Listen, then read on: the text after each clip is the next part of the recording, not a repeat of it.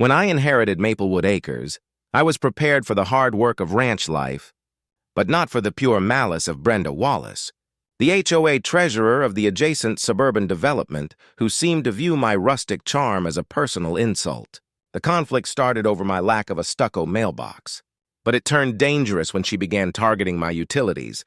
After 4 separate, perfectly timed outages that spoiled hundreds of dollars worth of freezer goods, I realized someone was cutting the lock and physically flipping the master breaker in the exterior power box by the driveway. Police reports yielded nothing, and the HOA denied all accountability while the vandalism continued. Driven to desperation and recognizing that no court order could move as fast as a spring-loaded solution, I decided to install a highly localized, painfully immediate deterrent designed not to maim, but to give a property vandal the shock of their life.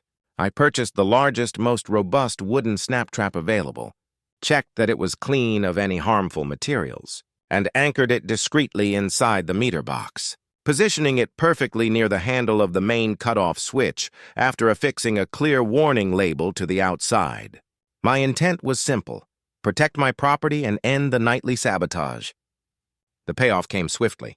At 1:17 a.m. the following night, I was jolted awake not by the familiar silence of the power dying, but by a sharp, resonant crack, immediately followed by a high-pitched, undignified yelp of pure agony that shattered the canyon's silence.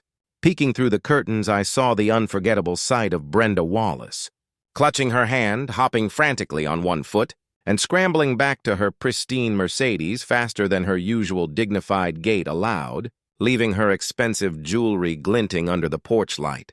The next morning, her husband called with a furious threat of police action, but the conversation ended abruptly when I mentioned my documentation of the prior vandalism, the visible warning sign, and the legal fact that she was trespassing to tamper with private, utility-regulated property.